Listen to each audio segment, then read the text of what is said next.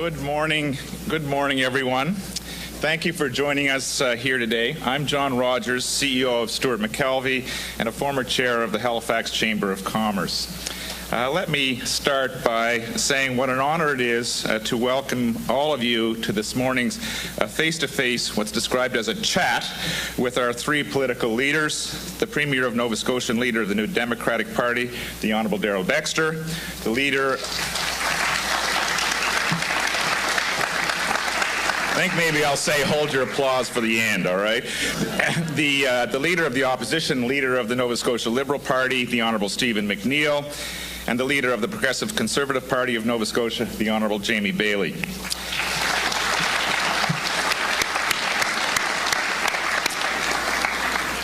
I need to tell you that the most difficult task for me in preparing for this event was to figure out what to wear.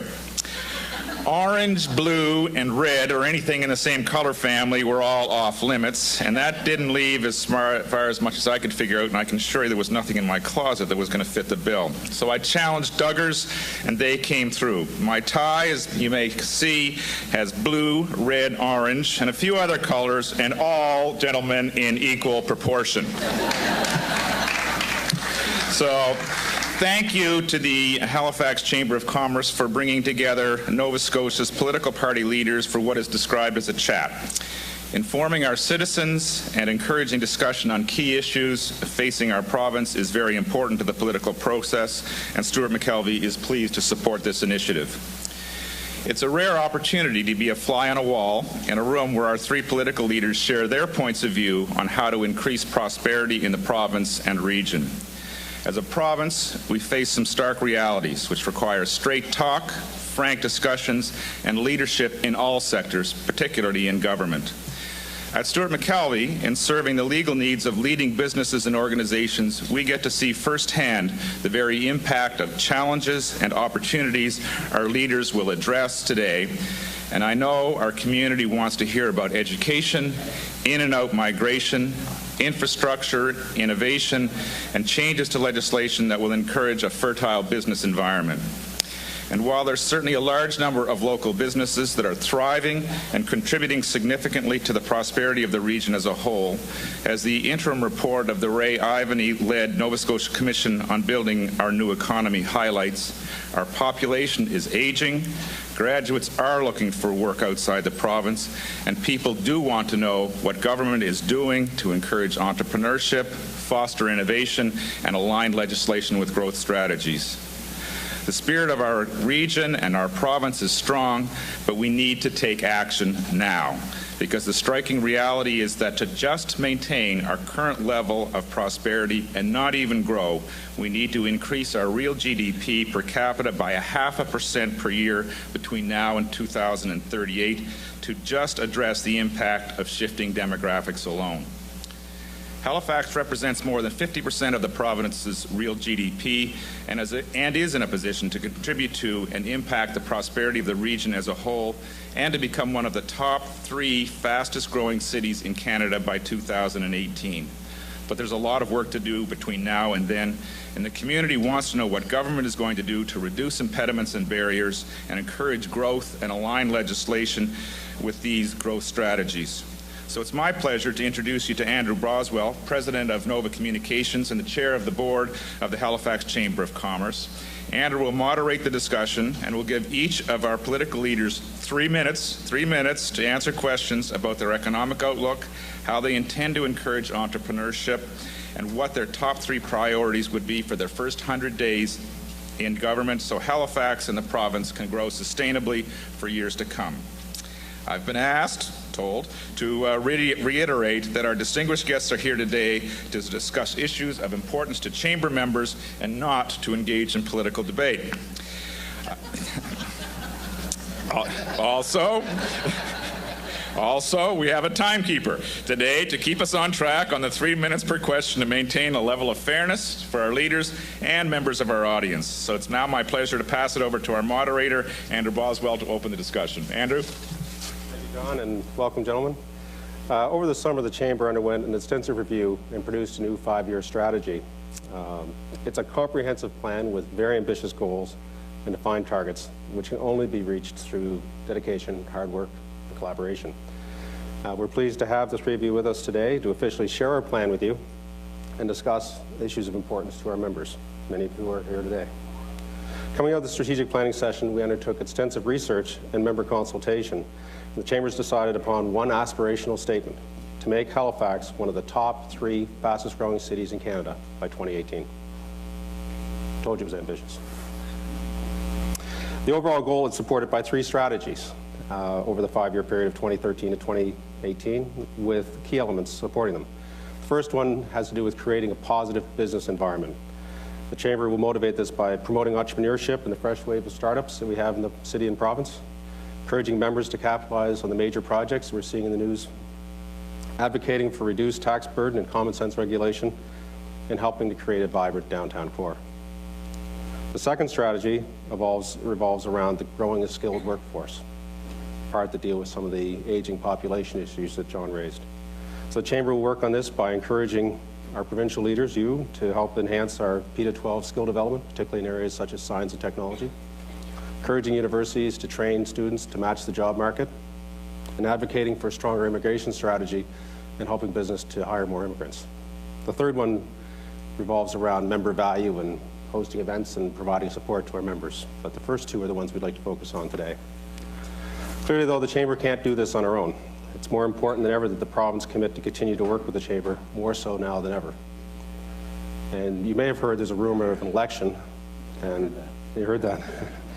And we're asking you that if and when that were to occur, that the elements that we're going to talk about this morning become part of your election platforms.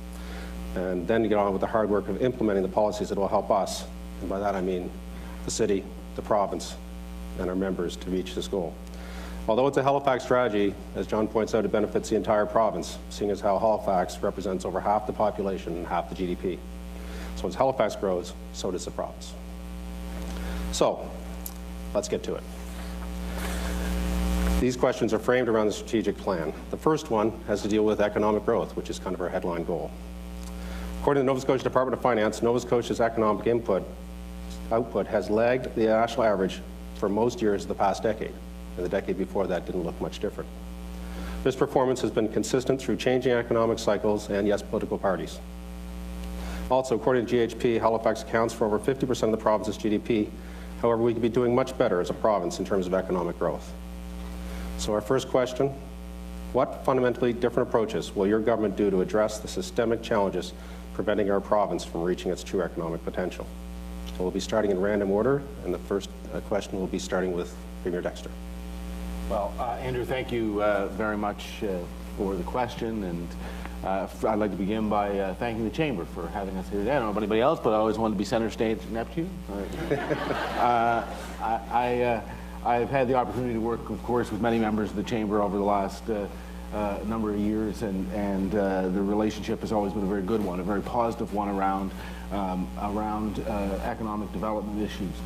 The question that you asked was about economic potential, and in fact, we were just having this discussion before we came in, because I really see where Nova Scotia is today as a point of departure. The first thing we had to do, and I think as everybody in this room knows, the first thing you had to do was make sure that the foundation that you set is firm. 4 years ago, when we came into power, the Great Recession of 2008 had just started to take hold in Nova Scotia. The province was on its way to a $1.3 billion deficit. The forestry industry was being substantially challenged as a result of the decline in the U.S. housing market. There were many things that were working to stunt the growth of the province. Over that 4 years, we brought the province back to balance. We managed to get the province's finances under control, hit every financial target that we hit all the way through. So much so that the bond rating agencies actually said that we had displayed financial discipline, which allowed us not to erode the financial position of the province. They increased the credit rating of the province to the highest level it's ever been. Once you get the finances of the province under control, then you have the ability to make the kind of choices that you need to make to support economic growth. That's how you reach start to reach your potential. I didn't realize there was somebody with a sign that tell you what this one is. But we need to continue to pursue jobs, investment in this province, every opportunity we got. That's why I was very happy to see the Financial Times just recently say that Nova Scotia, and I don't know if everybody in the room even knows this, that Nova Scotia has the highest level of foreign direct investment of any province and any state in North America per capita. Now, coming through a recession, that's actually an astounding thing. We've been able to put in place enough confidence in the work that the government is doing and the work that the business community is doing here to inspire people from around the world to invest in Nova Scotia. I think we need to continue to do that, and I think the risk that we have is that there are people, my opponents in particular, who won't pursue every opportunity to get good jobs in this province. Okay. Thank you. Perhaps next. Well, thanks very much. First of all, I wanted to disagree with the Premier's last comment. I think anyone running for public office will do its best to pursue good economic opportunities for all Nova Scotians, quite frankly, regardless of what political party they represent. But there's been a myth in this province for 2 decades, quite frankly, that governments create jobs. Couldn't be further from the truth. Job creation has to be in the hands of the private sector. Government has to put in place the tools to allow that to happen, enhancing the equity tax credit, broadening it so that more capital is available for Nova Scotia businesses and companies to access, making sure that the small business loans that are out there available to entrepreneurs aren't just associated with one, quite frankly, institution, but are across a broad base of financial institutions of the province, so that there can be capital in the hands of Nova Scotia entrepreneurs to create jobs and investments. We have created an environment in this province where the government is the lender of first choice, when in actual fact government should be the lender of last resort. Government should be in a position to enhance sector development as opposed to picking winners and losers, which we've done, quite frankly, not only under the present government, but for a number of decades. I'll give you a great example. Look at the Annapolis Valley and the wine industry. Look at what's happened when the private sector and the universities and research and development has come together to understand an industry, put their own money in place, invest in themselves, grow good jobs. There is an opportunity, though, now for the province to participate. We're on the eve of making that become one of the next great exports of this province. And what the government can do in terms of building sector development is reaching out and understanding where the best places are to grow the grapes that are going to be needed, provide the resource to those industries, understanding the climate, the soils, where it is we're going to do that development, and then putting that information out in front of the private sector, who will use that to go out, enhance capital, or make business decisions based on the information that is presented to them, so that they can then create good jobs in the province of Nova Scotia. It's taking a small amount of public money and leveraging a tremendous amount of private sector investment. That's how we're going to move our province forward, by taking the minimum amount of public money and leveraging that private sector investment. And the final point I would say to you, it is absolutely critical that we look at public education, that we make an investment in public education, that we focus on the basics of literacy and numeracy and creative thinking. And it's important that the next generation of young Nova Scotians understand mediocrity doesn't count. You can fail. If you don't meet the expectations, you will fail in public education. We'll ask you to repeat. That's what happens. If we set the bar low, our kids will reach it. If we set it high, they'll exceed it.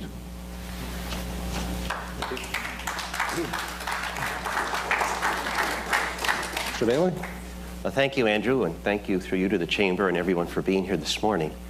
I can't help but note that the opening production of Neptune Theatre this coming season is a comedy of errors. So for those of you who came here this morning expecting to see that show, I hope you're not too disappointed by what you see. In all seriousness, I really do appreciate the question, because for me it gets to the heart of what the real issue in the upcoming election is going to be, and that is if you want more of the same or real change to the way that this province has run. For decades, more of the same has meant sluggish economic growth that holds us all back, that sends our children and grandchildren away to pursue opportunities elsewhere. In recent times, it's meant governments that use their own money, your tax dollars, to pick winners and losers in the business world through corporate handouts and bailouts for the jobs of yesterday, while the jobs of tomorrow go somewhere else. In recent times, more of the same has meant the highest taxes in Canada, the highest power rates in Canada, and job-killing regulations, like first contract arbitration, which not only scares away important employers like Michelin, but recently ensnared Langhouse, of all things, a special place for children suffering from mental illness. These are the more of the same that Nova Scotians will get a choice to cast their vote on in the upcoming election. But that's not working for you or your family or your business, and it's not working for me or mine either. It certainly didn't work for me when I was running the credit union before I stopped doing that to enter politics. Today, each and every one of us together pays $1 billion more in income tax and sales tax than we did just 4 years ago, and our power rates have skyrocketed to the highest in the country.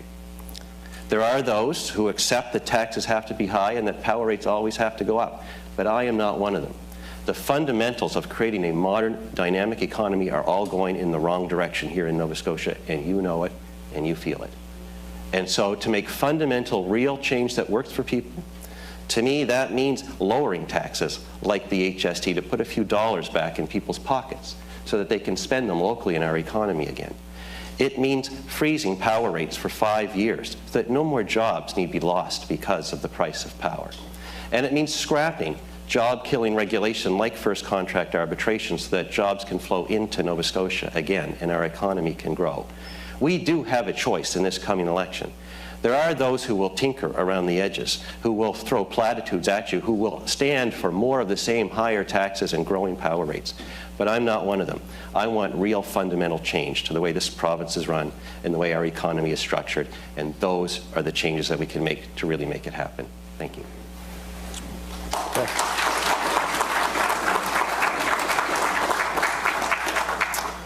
Thank you.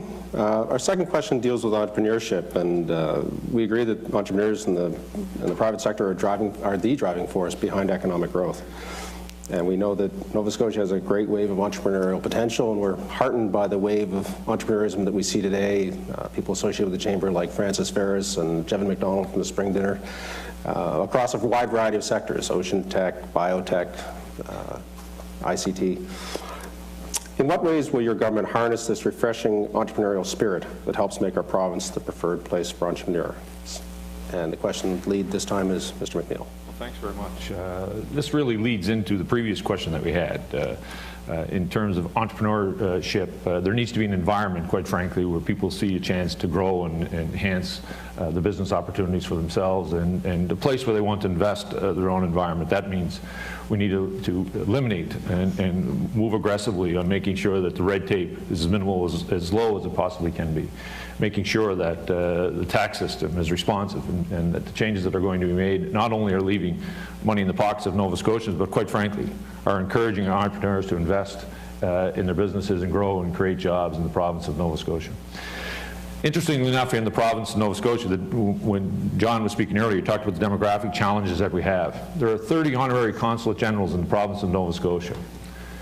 We need to work, and political leaders need to set aside our differences in and around how we think this province should move forward and focus directly on an immigration strategy that is so badly needed for this province, working with the honorary consulates, working with the business sector, working with the university sector, making sure that we open up this province. We need to send a clear message to the federal government that the cap of 500 immigrants per year is unacceptable to a province like ours, one that has a demographic challenge. We need to open up this province to bring in people to do not only the jobs that we have, but quite frankly, people to come in to start businesses, create economic development here. When I look around this city and see some of the development that's happening, it's either first or second generation immigrant who's investing much of their own money in hiring and creating jobs in this province. So we need to focus on entrepreneurship in twofold. One, through an immigration strategy, but also focusing and encouraging young Nova Scotians to take a risk, to understand the reward for hard work, creating your own niche, creating your own job opportunity. I had the great privilege of working for myself. My wife and I decided where we wanted to live, and we created employment and opportunity in the community in Annapolis Royal, because we wanted to raise our children and family there, and we believed it was a place that we as a family could flourish. That's what we need to do, in my view, to move this province forward and encourage and continue to grow the entrepreneurial spirit that has been alive and well in this province for generations. Thank you, Andrew. Again, this question goes right to the heart of what the next election is going to be all about. Do you want more of the same, of not just the last 4 years, but the last number of decades, or real changes to the way the province is run, real changes to the way that our economy is structured? Nowhere can that be more true than the way our small businesses, our risk takers, and our entrepreneurs are treated. When I was running the credit union, I worked with thousands of Halifax's small businesses, as we were the financer for many of them. And now, as the leader of the PCs, as I travel across the province and I meet with the small business owners in my own riding and across, I hear the same issues. Our taxes are too high. Our power rates are too high. Regulation is too deep and too hard, and the paperwork is too much, and I can't focus on growing my own business. Many of you, of course, have the same experience. It is not that way in other places, and it doesn't have to be that way here. We can have real change to the way this province is run. I've already outlined the fundamental changes to our economy that are needed. The getting taxes down, freezing power rates, ending job-killing legislation like first contract arbitration, which is just as much of a threat to our small businesses. Look at Egg Films right here in Halifax as an example. A great young company growing in the new economy, in the digital economy, a film production company, under threat because of legislation passed by their own House of Assembly. I am completely opposed to letting that legislation stand, because I cannot understand why it would be allowed to go through at a time when our economy is struggling so much. But in addition to that, we need to do things to make sure we prepare our next generation for the jobs of tomorrow.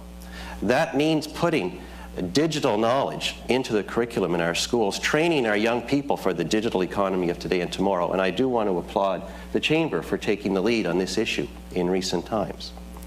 I think it's great that we're here at Neptune Theatre, which can be the centerpiece of a creative economy here for Halifax and across the province.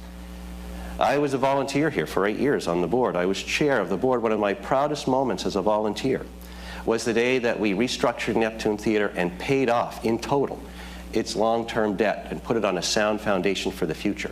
That's exactly what I want to do for all of Nova Scotia. And of course, we want to make sure that our schools truly are preparing our kids, our universities, our community college, and the trades, that we modernize the apprenticeship program so that all young people have a chance to be truly independent and prosper in the future. We will make investments in our schools, of course, but we'll ask for a real return on that investment on your behalf and on our kids. That's how you get real change that works in this province, and I ask you, do not accept platitudes and more of the same when the election comes. Thank you. On to me. Look, I am. First of all, I want to just give credit where credit is due. There is emerging in Nova Scotia a great new entrepreneurial class, people who have started with an idea, started with a small amount of capital, have worked that into jobs for Nova Scotians, have created the prosperity that we now see in Halifax. I mean, many of the Chamber members would know that there are more construction cranes over Halifax now than at any time in our past. This speaks to how the economy here is strengthening. In fact, all of the rating agencies, all of the banks all say that for the first time in more than 20 years, this province will actually move out of the bottom of the economic growth curve and into the middle of the pack. I don't think that's good enough. I think we can do better, but it is far better than has been done in the past, and it's because of the emerging entrepreneurial sector in this province. Francis Ferris, who is one of the people that you have that was mentioned in some of the correspondence I saw, is a great example. You know, 20 years ago, when I was the chair of the Waterfront Development Task Force, we said if we want to see economic growth in Dartmouth, we need to see the kind of projects happening on the waterfront of Dartmouth that are going to create the population of downtown and make it more dynamic. His project there on the waterfront is doing just exactly what we envisioned some 20 years ago. We need to continue to encourage those entrepreneurs to make those investment decisions. That's why we have reduced the small business tax rate every year for 4 years. The taxes that we have in Nova Scotia are a legacy of past governments. What we have seen through this government is a reduction in the tax burden so that we can inspire more investment. That's why we created the Atlantic Venture Capital Fund, so that there would be access to capital for entrepreneurs, so that we can inspire them to take the product idea that they have and commercialize it and bring it to market. I think we have a bright future in front of us. I think what we risk is moving back to the endeavors of the past, not being able to see the road forward.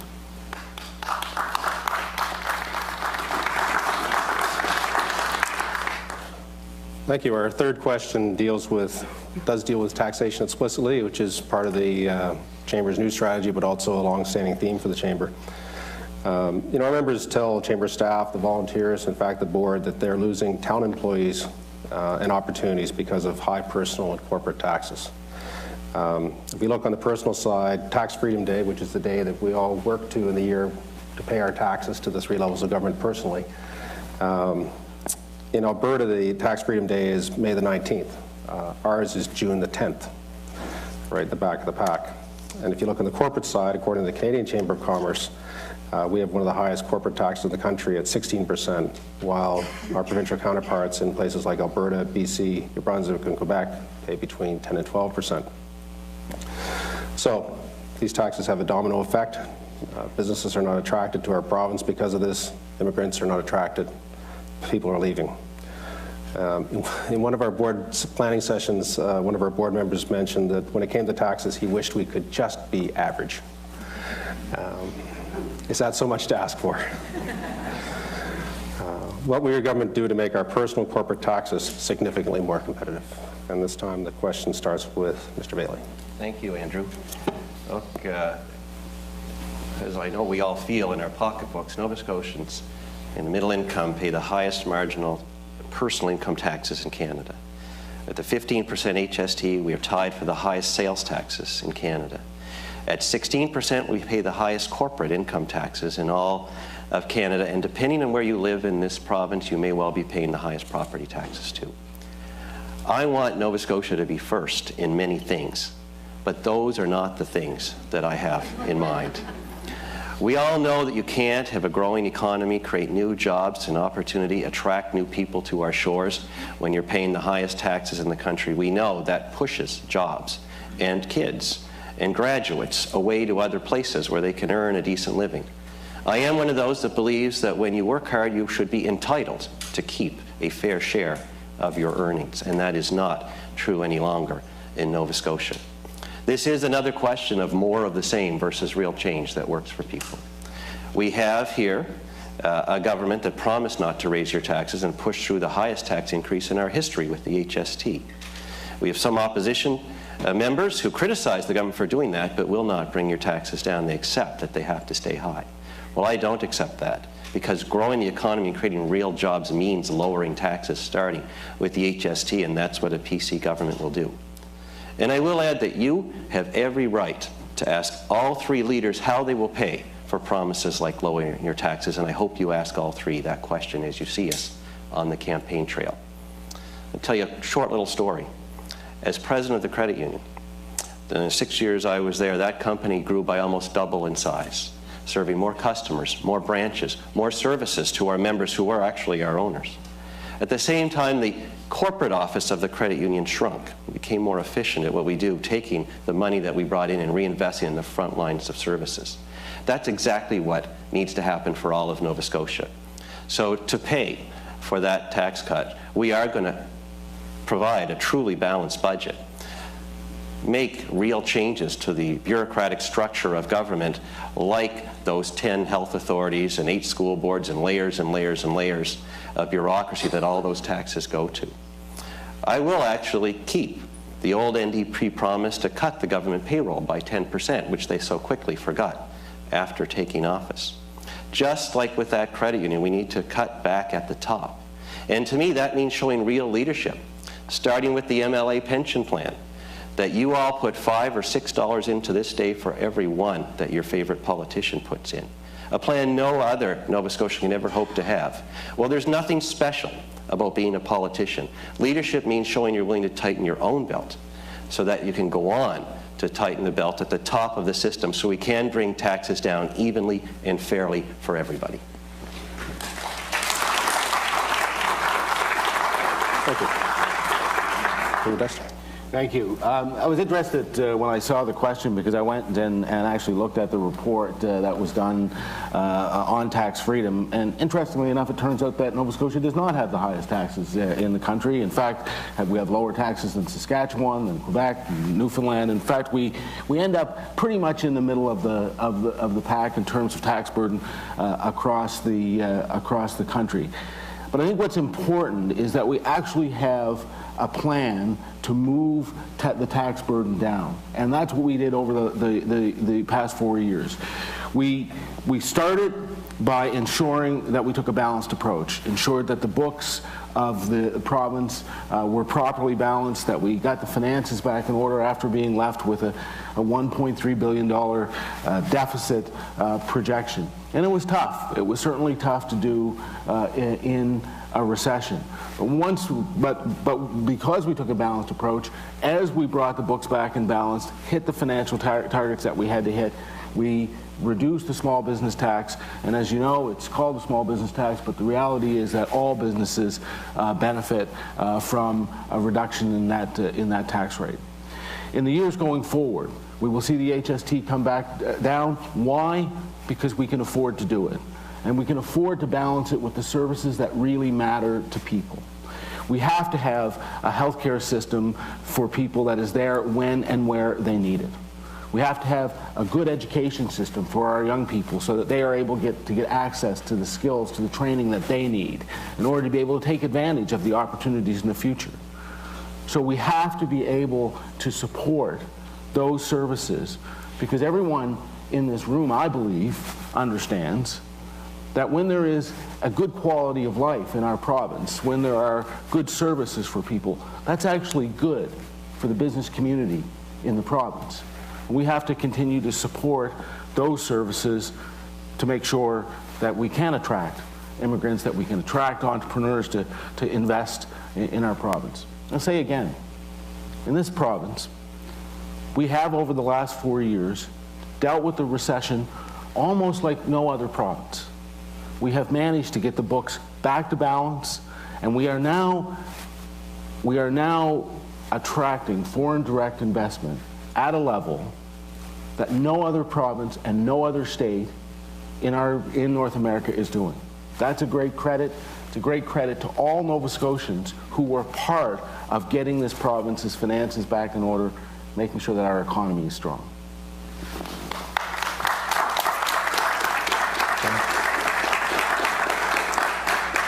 Thank you. Thanks very much. I'll take a run at that. Oh, my apologies. No, please. not a problem. It's your first time doing this. It's my first time on stage. We can really be exciting up here. I know it's hard to keep track of it all. The reality of it is there's only a few Nova Scotians who actually believe we have a balanced budget today. Before we as a province can move towards tax reduction, tax relief, we need to make sure that we truly have a balanced budget. If you look at in the last little while, the revenue projections of this province have been, let's say, on the tad bit optimistic side. I believe if you've taken the fact that the government prepaid universities by $30 million last year, even by their own estimate, we would be in about a $12 million deficit using their numbers. But in order for government to begin to move towards tax relief, it needs to look at itself. If you look at the fact, identifying what are the things we really need to be doing as a province, yes, we need to deliver quality, timely health care. And we need to do it more efficiently. We need to eliminate the administration component of health care. But that money needs to be plowed back into the system in the frontline health care to ensure that nurses and doctors are there, that the wait times are meeting the national average. Yes, we need to make sure we have a quality education. but we need to be investing in education in a way that is with putting targets, making sure that our kids are meeting the expectations that we have for them. What we don't need to be doing is paving roads. We don't need a paving plant to compete against the private sector. Some of you may be surprised, quite frankly, that the largest department that has grown percentage-wise in the province of Nova Scotia in the last 4 years is really, in fairness, even before that, has been the Department of Communications. We spend more money trying to protect the Nova Scotians to feel good. Well, Nova Scotians know, in my view, when government is doing a good job because their lot in life is better. They have an opportunity to invest in their own families and their own communities, provide opportunities. They don't need to watch the supper hour news and see commercial after commercial with a slogan after slogan promoting a political agenda, not telling Nova Scotians what government can do or what government is doing on their behalf. It is important that as we move forward in the discussion around tax reduction, that we are truly in a balanced budget position, that government has become lean and prepared to do like everyone else is doing, cut at the top and making sure. But when we go through and make those tax deductions, we have to make sure they're focused on two things. In a place where we can create economic opportunity and economic growth through entrepreneurs, in a place where it's leaving more money in the pockets of hard-working Nova Scotians to invest in their own families, in their own communities, and their hopes and aspirations for one another. Thank you. Thank you. Our next question deals with top 3 priorities. Now that you have an idea of what's in the Chamber's plan and our bold aspiration of being a top 3 fastest growing city in Canada, let us ask you, what are the top 3 priorities your government will focus on in its first 100 days in office after an imminent election? And this time we'll start with Premier Dexter. Thank you. Well, first and foremost, we're going to continue to concentrate on creating jobs and economic wealth in this province. We're not going to pass up opportunities. There are those who have been very critical, for example, of the Ship Start Here campaign and the effort to bring the largest single industrial contract in the province's history to Nova Scotia. We don't think that opportunities like that ought to be ignored. In fact, we think they ought to be invested in, nurtured, and ensure that we get the benefits of this. If my opponents on the stage here today had their way, those 11,000 jobs that the Conference Board of Canada that say is coming with that contract would be in British Columbia or in Ontario or somewhere else, but not here. We intend to continue to encourage companies like IBM to bring their global delivery centers here to Nova Scotia. Did you know that the Liberal economic development critic, when it was announced that the IBM Global Delivery Center was coming to Nova Scotia, said that IBM was minimally competent, couldn't be trusted? Is that the kind of message that we really want to send to businesses that want to come to this province? I don't think so. Secondly, we need to make sure that we continue to strengthen our healthcare system, continue to ensure that the healthcare that people need are there when and where they need it. We have created the collaborative emergency centers in rural parts of Nova Scotia, which means that emergency centers are now being opened 24 hours a day, 7 days a week, ensuring that the access to care is there for people in rural communities. We need to continue to strengthen that system. We also need to continue to strengthen the education system, make sure, as we have with the new Skills Trades High School in Cole Harbour, make sure that the access to the skills of the future are there for our young people. And finally, one of the things we need to do is we need to ensure that we build the Maritime Link.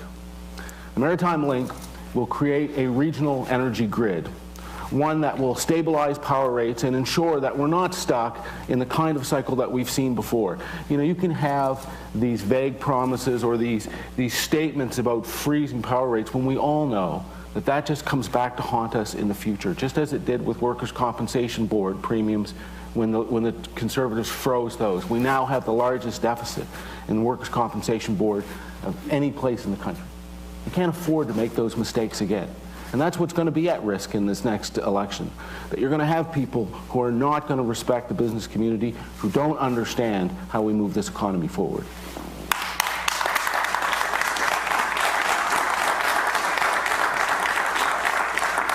It's the first time that I've heard anyone in the business community feel like they've been respected in the most recent time.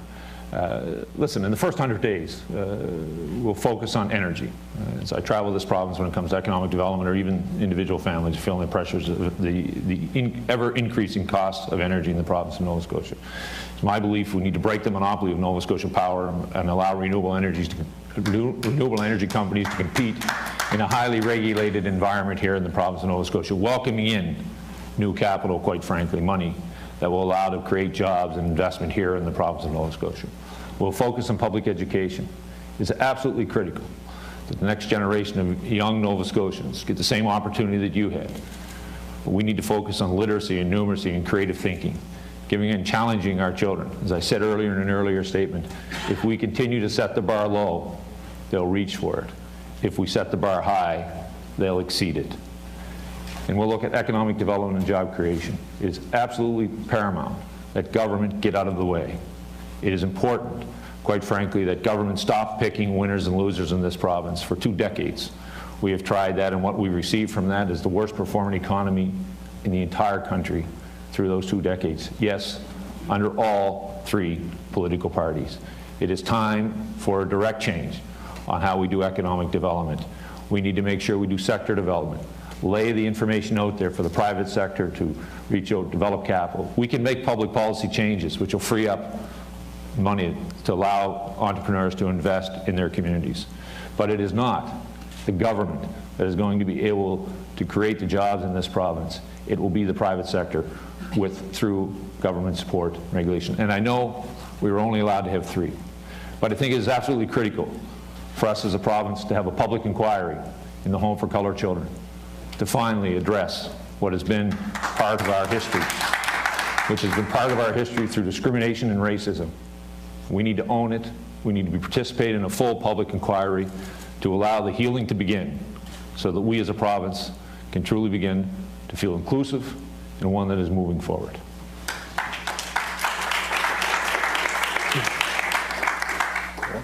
Andrew, just let me do something a little surprising right off the top. I did hear the Liberal criticisms of the attraction of IBM to Nova Scotia, and I just want you all to know I agreed with the government on what they did to bring that company here and created a center for that action. We don't have to disagree all the time when good things do happen. I think it's responsible as an opposition leader to actually call something good when you see it. Having said that, we don't agree on everything, and that's why I want you to know what our top 3 priorities are, because I don't want more of the same of the last 4 years or the last 20 years. We need real change to the way this province is run. I heard the Premier defend the skyrocketing increases in power rates.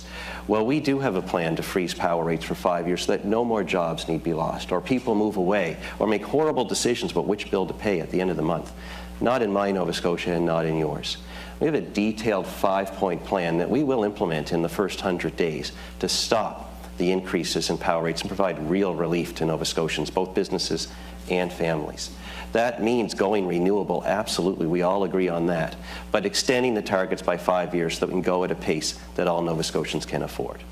Like all of you, I have watched our own natural gas whizzed away to New England to lower somebody else's electricity prices, and I don't want to see that anymore. We can make real changes by using more natural gas, which is cheaper and cleaner here at home, by removing the guarantee on Nova Scotia Power's profits and making sure that we have performance-based regulations over how they run that benefit you as consumers, and other things that together add up to a stop in the increases in power rates. I don't accept, like the others do, that they always have to go up. You can't have a modern and growing economy when your price of power is so far out of whack with the rest of the country and the rest of the states and countries that we trade with on a daily basis. So number 1, we will implement the policy changes necessary to freeze power rates. Number 2, I will put into the legislature a truly balanced budget that includes meaningful tax relief so that Nova Scotia families can have a few dollars at the end of the pay period to spend in our local economy again. And thirdly, I do believe it's important that we invest in our public education system, but we need to expect a real return on your taxpayer investment in our schools through lower class sizes, through meaningful testing against the curriculum to make sure that our kids are learning. For those kids that need extra help, to make sure that they're getting it. These are things that set us up not just by doing right by our kids, but create the the right conditions, the fundamental conditions, the fundamental changes to build a modern, dynamic economy here in Nova Scotia. Those are my priorities in the first 100 days.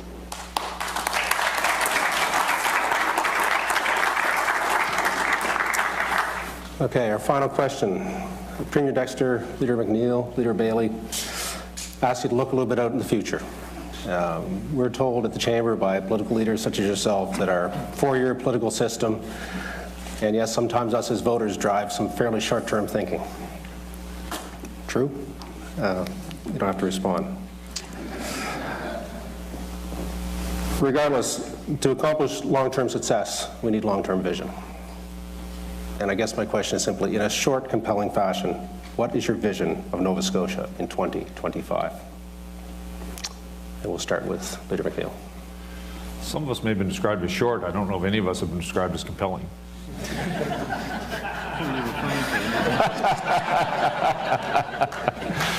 Listen, in 2025, it's my hope that this province...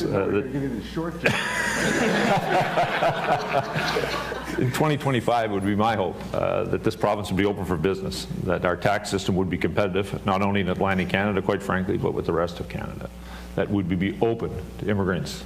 This province would be more diverse, that would be prepared to reach out and accept and the challenges and the opportunities that would be before us.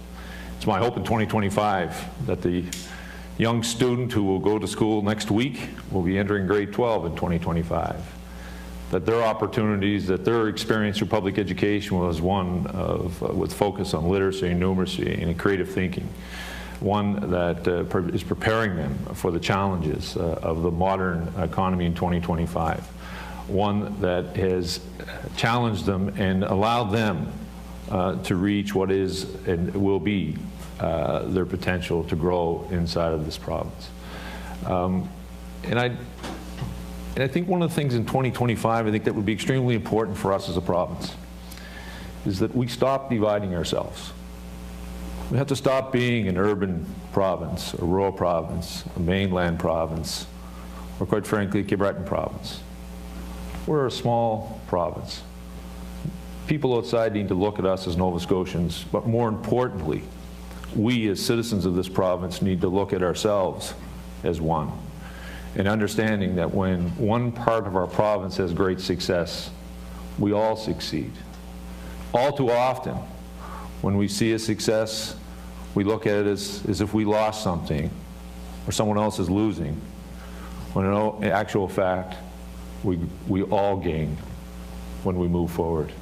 It wasn't all that long ago, when you grow up in parts of this province, that we would actually celebrate our individual business successes, our personal successes, the successes of our kids and challenges in the community. But somewhere along the way, I think we've lost that, and we're the poorer for it. And if we really want, to achieve the potential this province has, we need to be seen as one, and we need to treat ourselves as one Nova Scotia. I want to be the Premier of Nova Scotia. I don't want to be the Premier of urban Nova Scotia or rural Nova Scotia or mainland or Cape Breton. I want to be the Premier of the entire province of Nova Scotia. Okay. Thank you. Thank you, Andrew. And I'd actually like to involve the audience in this for just a minute, because it's a very important question. You do deserve an answer to the question about vision for where we want to see this province go by 2025. I am someone that worked along with many of you in the business world and went into politics. And I know how frustrating it can be to watch politics when it's done in the same old way, with more of the same, where we have leaders that criticize each other but don't offer any ideas of their own, where we have governments that go on short-term spending sprees just before every election, paid for either with borrowed money or forgotten about as soon as the election is over. Opposition parties that launch TV attack ads on power or other things against the government without telling you what power rates will do under their plans.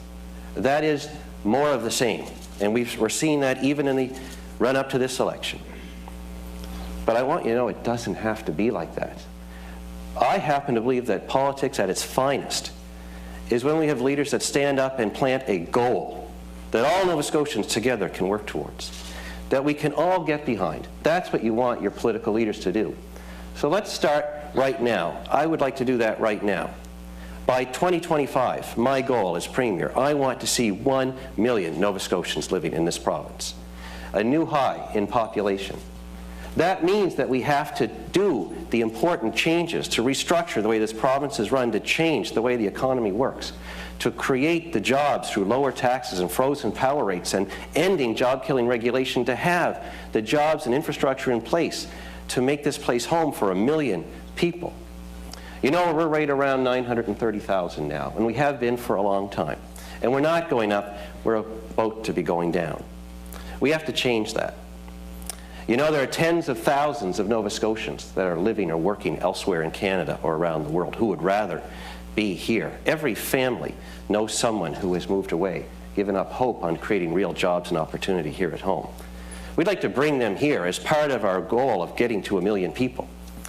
And rather than patting ourselves on the back because we increased the number of immigrants from one number up by 200, from 500 to 700, whatever, we need thousands of new Nova Scotians to come to our shores and call this place home. What I want by 2025, I want to be the Premier that welcomes the 1,000,000th Nova Scotian to our shores. Then truly I'll know that we cast aside the same old ways. We threw away more of the same decade after decade, and we truly did find a way to make Nova Scotia finally reach that great potential that we all grew up knowing was there, and now we made it come true once and for all.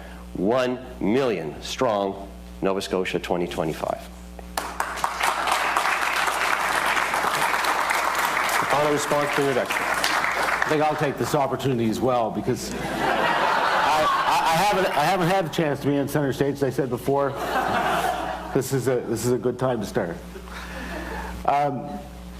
You know, I come from a really small town, a little place called Milton up on the south shore of Nova Scotia. Grew up in the last house on Milton Road West. The expectation was that at that time that you would probably follow along with what your father did. And my dad was a tradesman. He was a sheet metal worker. And I thought for all the world that that was the path that I would follow. But instead, because of a good education program, I was able to get a university education. I was able to be part of building my own firm in Dartmouth. I was able to be part of the business community in downtown Dartmouth. I was the president of the Downtown Dartmouth Development Corporation, and we set out a vision for that part of the province, for the city of Dartmouth, one that we now see coming to fruition. We need to do, and we are doing, the same thing in Nova Scotia. We need to look out over the next decade and say, what is it that we want to achieve for all of our citizens? And I believe that the key to this is economic success, that we don't pass up the opportunities that come before us, that we go out and we actively recruit the best businesses in the world to come to Nova Scotia, that we promote our own entrepreneurial spirit, that we make sure that our businesses get the support that they need, and that we don't use businesses as a political punching bag all the time when it's convenient for short-term political gain. The reason why it's important to have economic success in the province is because of what that delivers to everyone else. If you have economic prosperity, you have social prosperity. It means that you can provide the kind of healthcare services that people need, that seniors won't have to worry whether or not there's going to be a long-term care bed for them, or whether or not they're going to be able to afford to stay in their own homes. That young people won't have to worry about whether education is going to be affordable enough for them, or if they can get into a training program that they need. It means that we are able to reach out into the immigrant community around the world and bring them here to share the great life that we have here in Nova Scotia. But that takes real work, the kind of collaborative work that we've seen over the last 4 years, as I've reached out through the Premier's Advisory Council on the Economy and brought business into the conversation about how we make a stronger Nova Scotia. This is important for all of us. It's important simply because economic prosperity leads to the social prosperity that we all desire. Thank you.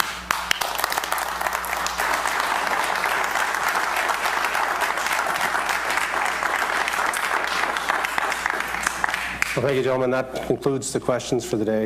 If there's anything I could leave you with today on behalf of our members, it's that our province has the people and the potential, and our city has the potential to be one of the top 3 fastest growing cities in Canada. However, to do that, we're going to have to come at it with an unprecedented level of ambition, determination, innovation, hard work, and there's certainly lots of commissions and task forces out there saying the same thing. So let's stop talking the talk, walk the walk, and it's critical for this generation and future generations we do so. So whoever becomes the next Premier, we'd ask you to remember the Chamber's strategic plan and know that we'll be here to work with you to make it a reality. And unless anyone has any announcements they'd like to make before we leave. I'll call it. I'd like to thank you for your time and dedication to the province, and have a great day. Thanks so much for coming.